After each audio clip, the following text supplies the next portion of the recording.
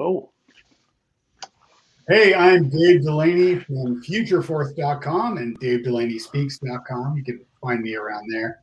And the best advice I've ever received was from my mom. She's British, so I say mom. And that is treat people the way you want to be treated. It's the golden rule, folks, and it really will help. Dude, that's so simple and yet so beautiful. I have to ask, not to be a downer or an upper, but is mom still around? Does she still give you advice, Dave? She's still around. She still gives me advice. Absolutely. Yeah. Awesome, man. So how old were you when you first heard that advice? Because that is great advice. I was just a wee one. I'm trying to think of how old I was, but I was pretty young. So yeah, probably just a kid. Cool, man. That's very cool. So was that the genesis for your Networking for Nice program, or what helped you get started in that Networking for Nice people? Yeah, I think it was certainly part of that. I think in my own experiences throughout my life, I realized that the power of networking and to do it nicely or to do it effectively is to do it nicely, and that is going out of your way to serve others. And so really just finding ways to serve others to help folks out. And so it rolled into I wrote about it a lot in my book, New Business Networking. And then that helped to inspire the website and the blog at networkingfornicepeople.com and the Nice Makers community. Awesome, man. Awesome. Well, I'm part of the Nice Makers community. I always enjoy learning about stuff there. So Dave, is that if people are going to get started networking, should they just start maybe being nice to themselves, or how do people get started networking if they haven't done it before very effectively? Well, yeah, to get started at networking, I mean, if you want to do it effectively, it is find ways to serve others and find ways to meet others. So nowadays we're doing a lot of that online, but hopefully we will start doing that in person again soon enough. One shot down, one to go for me. Yes, finally. Yeah, so as far as online goes, I think obviously LinkedIn is a very powerful network for that, and I find that helping teach people how to use LinkedIn effectively for their businesses or their careers is a big jumping off point, because that is where you can tap into your own network to get introductions to people that you want to meet who have a mutual friendship or mutual relationship. So using LinkedIn can be very effective, and then of course, once we get back to attending conferences and events and things like that, networking can be done there pretty well. Sure. So you mentioned LinkedIn, and I don't know about you, Dave, but I've got 478 outstanding invitations that range from, hey, I'm really great, you should connect with me because I'm great, to mistaking what I do to LinkedIn lead generation. So how do we be more effective, man? I mean, how do we actually connect with other people by serving them when we don't already know them, Dave? Yeah, good question. Well, I think so what you're really asking, so you're asking is what to do about these connection requests from strangers, really, right? How to handle those, either that or how to not be that crazy stranger that approaches stalking levels. Okay, yeah, both good question. So, well, in the first case, if you are receiving connection requests from strangers and you don't know how to handle those, I have a process for that and a system of how I handle that. But on the flip side, if you are sending connection requests to people and they are not being accepted, there's probably a reason for that. First of all, don't let it break your heart. Understand that not everybody uses LinkedIn frequently. Some people don't use LinkedIn often at all. So that's one point to consider. But more importantly, if I'm reaching out to you, Phil, on LinkedIn to connect, and I send you the default connection request, hey, Phil, let's connect on LinkedIn. Yeah, that's really tells you a lot, doesn't it? So you're probably less likely to accept that request. Yep. If I send you a connection request that says, hey, Phil, I absolutely love your show. I loved reading all your great smart commentary on sales and things like that. Then you might be more likely to accept my request and speak from there. So a very important part of networking, or, I always talk about the three key parts of networking. The first is to show up. The second is to follow up. And the third is to catch up. And so if we meet at a conference, let's say, or we meet at a Zoom group online, what I would do if I really want to connect with you is to send you an email afterwards to follow up and say, hey, Phil, it was great to meet you on the Zoom call today. Wow, the host was really smart, blah, blah, blah, blah, blah. Hey, I'm going to send you a LinkedIn connection request. I hope that's okay. And I'd be more than happy to provide an introduction to someone in my network should you need it. So that's telling you, A, hey, look out for that request from Dave. So I better log into LinkedIn. So maybe I don't do that very often. And B, Dave's got a Rolodex. I'm dating myself. Dave's got a Rolodex of people that he could introduce me to. So that's a good value add right there. I really should accept this request. And so that'll take you from email over to LinkedIn, where you will see my request there. I might also add a personal note. I will add a personal note in that request to say, hey, Phil, I emailed you too, but just remember, if you need anything from me, like an introduction or someone, just let me know. Happy to connect here. That. So you're really reminding them of who you are, how you met. Maybe we met at a conference. So you could send a reminder in that message to say, hey, so great to meet you at, Marketing Profs or whatever the event was.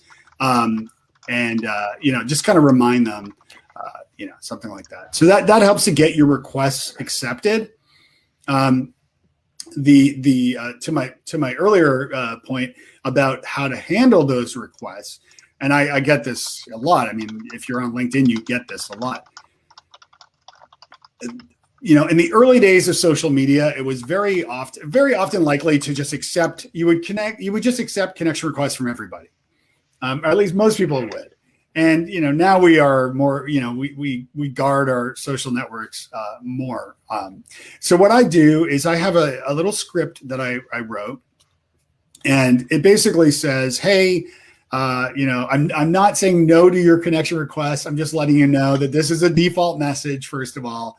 It is manually sent. It's not an automated thing. And my mind might be foggy today. I probably haven't had enough coffee, but please remind me how we know each other or where we met. If we haven't met, I would love for you to follow my content and things. And here's how to follow my profile on LinkedIn. Rather than connect, you can follow people. So you can follow me, permission-based stalking, basically, which is what Mitch Joel used to call Twitter back in the day. I always love that, permission-based stalking. But you can follow me because I cherish my connections. Because the truth is, if I'm connected to like every connection request, then Phil, you might see somebody who I'm connected to and go, oh, Dave can introduce me to that person. And you'll ask me and I'll be like, actually, I don't know that person. Like, what value is that? So I recommend that they follow me instead. I also give some links to like my LinkedIn profile audits and things like that if they're looking for something like that. So awesome. So you sell them back almost, right? Sell them back on your content, on your value first, and that does weed out a lot of the automated requests, right? Oh, it's amazing how few review or replies I get to that message. So, because what you can do in LinkedIn is when you get these connection requests, you can reply with whatever you want, and then this is what I do: I reply with that copy paste text. I then click ignore. That doesn't reject their connection request; it just ignores it for now. So, if they reply, then I might decide, oh yeah, okay, well I would like to connect with this person. Great. Or no, I'm not selling, I'm not interested in the steak knives. So thanks for trying to sell those to me. But honestly, it's probably maybe 10%, maybe 15 at the most % of those sending me connection requests reply to that message I send them, which tells me right away that they're using software or some nefarious means of just blanketing, sending out connection requests. And if they, don't care enough to send me a personal request, then I don't care enough to accept it. Yeah. So I just want to make sure though that what I'm not hearing though is if they're a stranger, there's no chance of being in your network. You want to make sure that they're a human being and see if they have some value there. And if they're interested and maybe they can make a better request next time, Dave, or just spell that out a little more for us. Well, yeah. So if it's a complete stranger, I mean, I'm sending that message out to just about everybody. If I see you sent me a connection request and I remember, oh, we just met at that conference. Yeah, I'm going to accept your connection request. Because I know you, I recognize you. But if it's somebody I don't know or I may not remember, I'll send that message and wait for a reply. And if I get a decent reply, then maybe I will accept that connection request from that stranger. If it's Bill Gates sending me a connection request, well, yeah, I guess I'll connect with him. So, I mean, I am, picky choosy a little bit here and there. But my point is, it's not so much of what's in it for me, but rather I just want to make sure that I'm connecting with humans, first of all, not bots, and also people that are not going to spam my network. So I want to weed that out and connect with people that will, that are great. And so if they don't reply to my message, why am I going to connect with it? Yeah, no, that makes perfect sense. So human beings first, people who are actually going to respond, because to your point, you like to make connections. So if they don't respond, they just prove that, well, even if I connected, we're probably not going to really help each other. You just want to add another number. And then third, and maybe most important, is that if they respond and they say, Dave, we actually met at Inbound 17 years ago, they'd be like, oh, yeah, that's right, man. I forgot. Now we can have a conversation about that and probably have a laugh about it. And now we're actually connected, because even though we haven't talked in 17 years, now we're reconnecting over something in common. Is that right? That's perfect. Yeah, that's a great example. I was just actually on Scott Monte's podcast, which is a great podcast. And we were talking about like the first time we met at South by Southwest in 07, I think, or 08. And he had we were on a patio and somebody came by with an accordion and Scott asked to borrow it and started jamming with the accordion. And we were like, our minds were blown. So yeah, but that was like a fun little talking point to remind you of where you met and things like that. I didn't need that reminder for Scott per se, but yeah, that's my point. Yeah, well, yeah, and years later, if we include that in the connection request, but we haven't kept in touch, it stays in your inbox. So for a selfish reason, it makes sense to always kind of remind people either why you're connecting or how you remember them or something, because years later, you might not remember that conversation, right? I know I don't often. No, that's right. So you never delete your emails, always archive your emails. And so, yeah, because you have those transcripts, you have those emails back or direct messages or whatever you have that you can go back to years later. This is why what I was mentioning, those 3 important steps of networking nicely, is to show up. Okay, you went to the conference. Follow up. Okay, I've got your card. I'm going to email you Monday morning when I'm back in my office to say, hey, Phil, it was great to meet you. I'm going to send you a LinkedIn request, blah, blah, blah. But the third point is to catch up, which means maybe setting it in your calendar or CRM, if you use a CRM, to remind you, hey, it's that conference that's coming back around next year and we're getting closer to it. I should check in with Phil to see, hey, is Phil coming to that conference again? And we can get together for dinner or drinks or coffee or whatever during that conference. So that's our opportunity to catch up and see, how things are going. How's life? I'm really looking forward to seeing you next time we're at Conference X. Yeah, but perfect. That makes sense, right? As an agency owner or as a consultancy, those 3 steps are super helpful, right? We have to be where the people are that we want to talk to. We have to stay connected, right, by following up and reminding them, and then catching up with them, actually being interested in what they do before we jump right into their business pants to, steal a line from Kathy Klote's Guest, right? We got to be careful of that. So, yeah. That's right. Yes. Cool, man. Cool. So let's let's dive a little bit more into LinkedIn and then a few more tactics and strategies for folks here. So, Dave, LinkedIn groups, do you play in them? Are they any value? What do you do instead? Yeah. So LinkedIn groups, I don't really do a lot in LinkedIn groups. I haven't personally found a tremendous amount of value in them. What I find, I've run LinkedIn groups in the past. And what I find is that they are often just grounds for, people just spamming links to articles that they wrote or podcasts that they produce or whatever.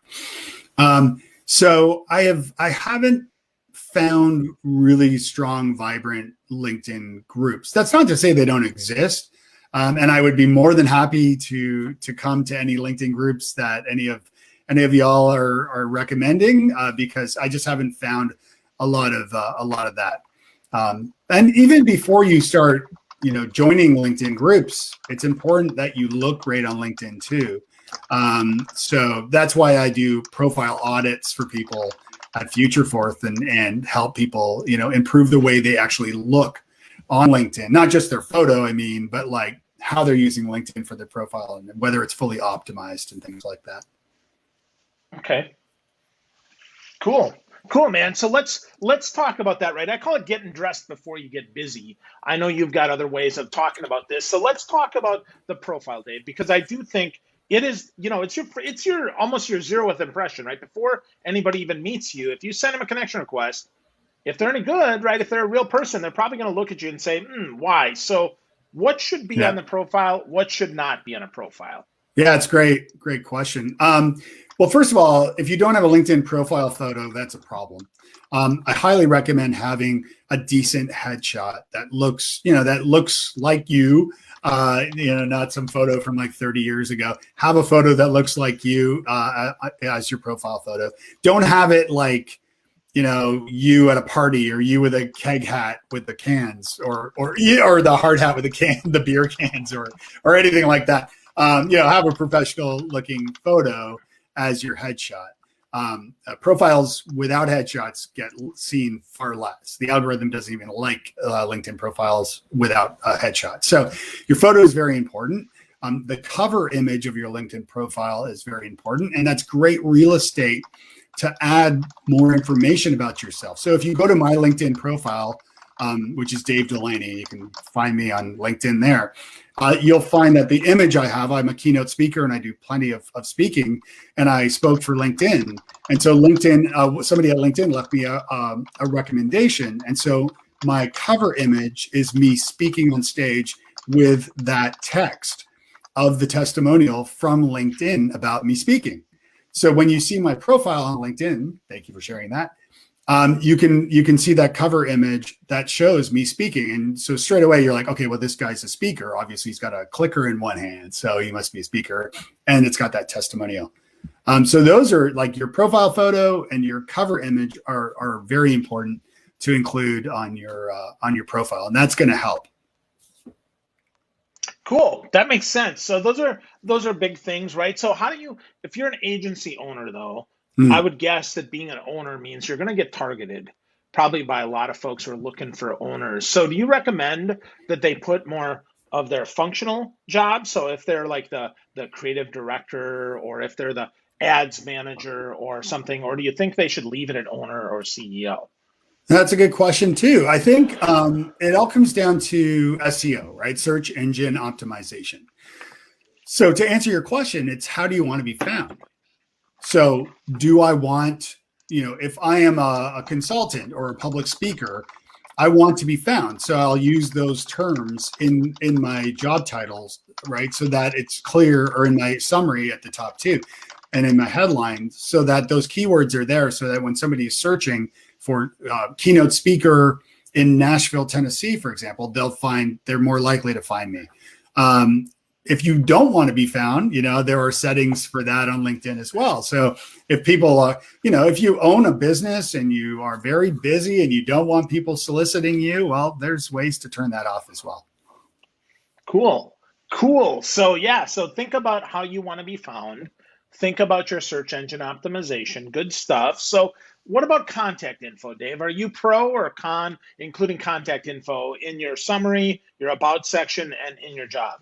Absolutely. So, for me, my business is primarily consulting and working with organizations, with leaders on how to communicate more effectively and nicer.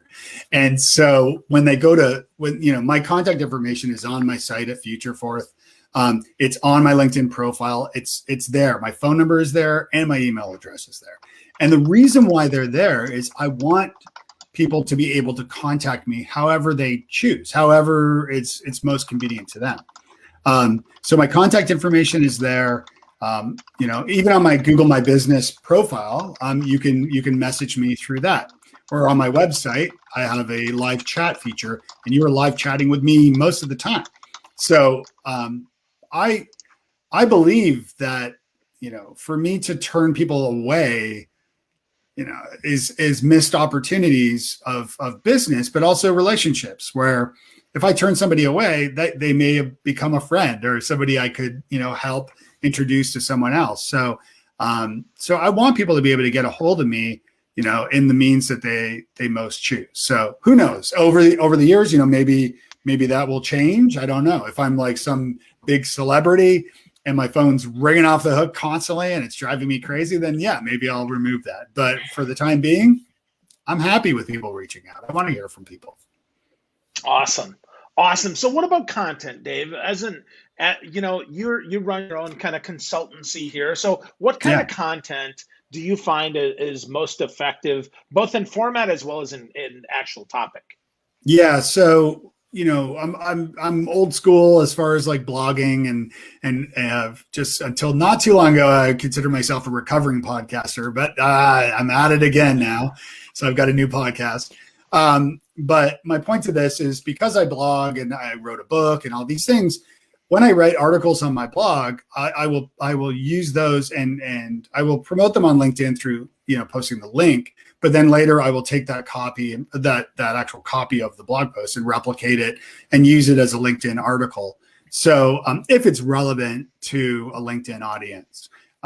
So I'm all for creating great content. If you're providing good content, you earn people's trust and they start to like you because you're providing great content.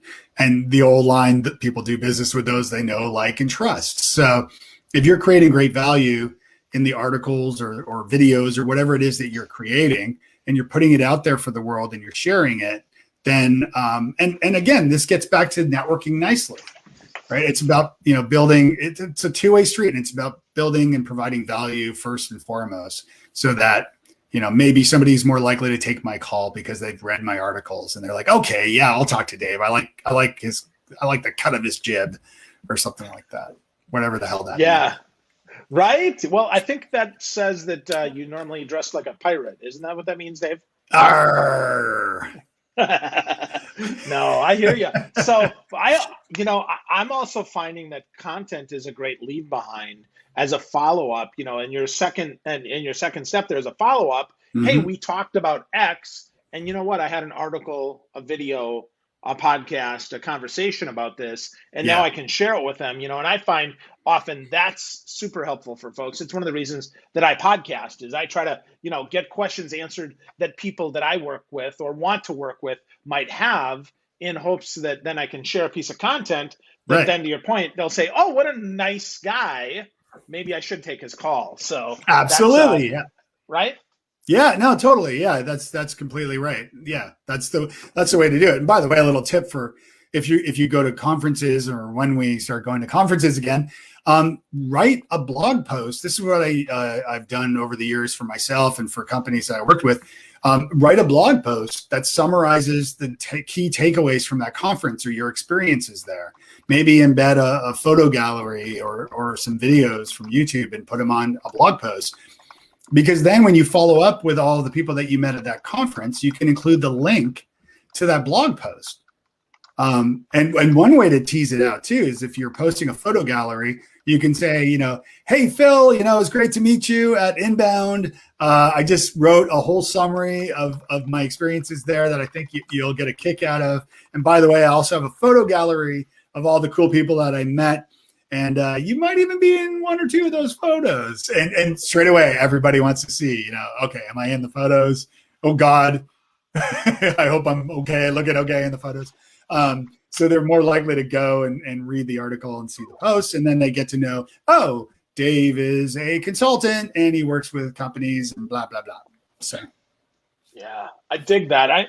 The photo gallery is the most underutilized feature for many people, and not just a picture, but several pictures to help them get a flavor for what's going on. Yeah. And to your point, right, a lot of times, it could be even cheeky, like, Dave, you were sitting in the audience 7 rows back, and I'm not sure, is that really Dave Delaney?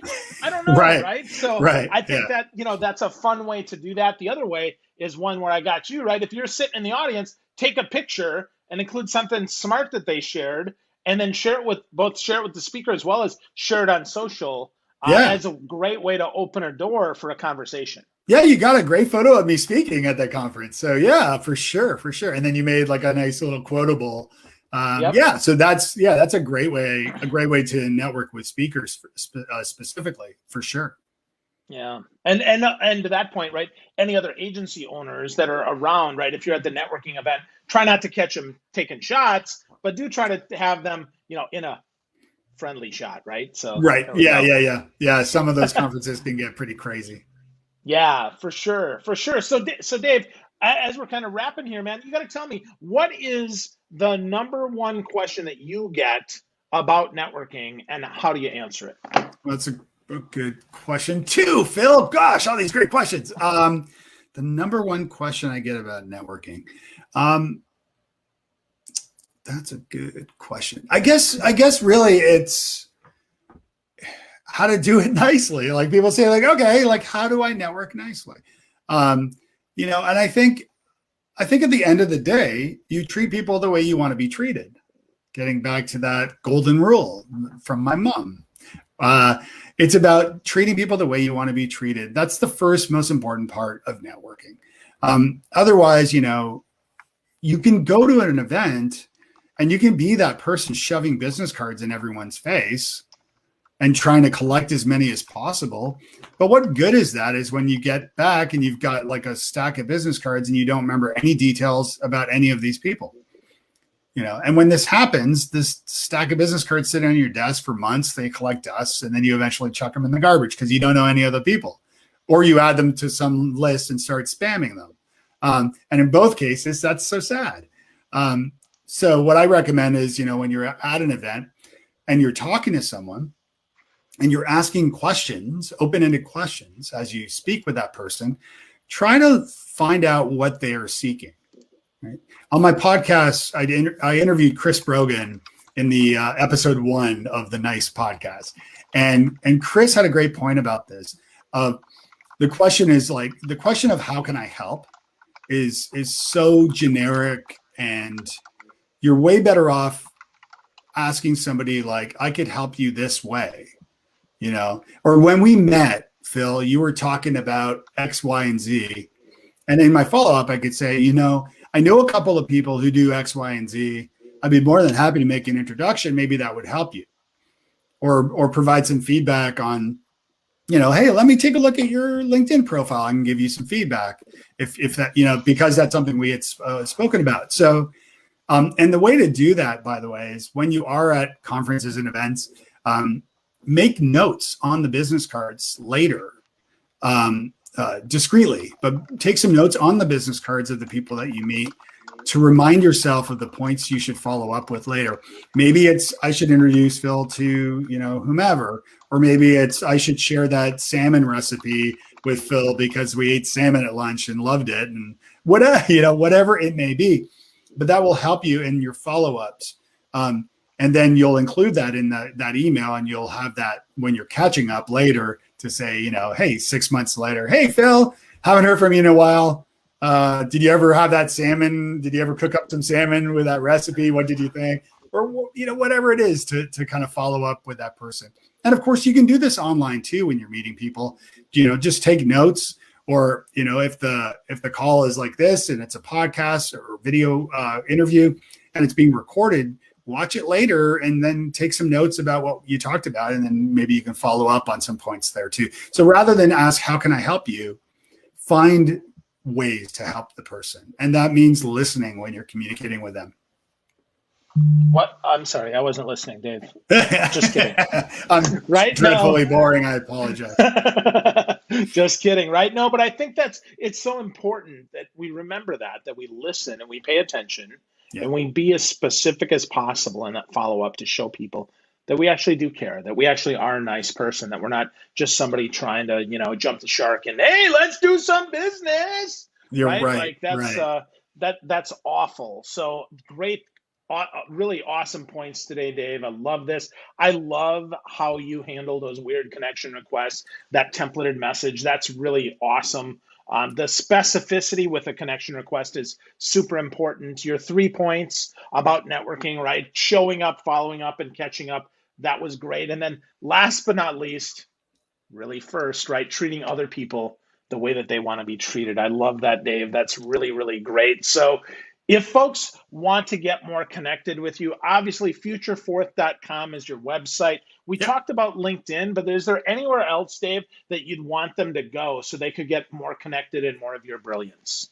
Futurefourth.com is the best place to find me. If you hit the live chat, you're probably chatting with me.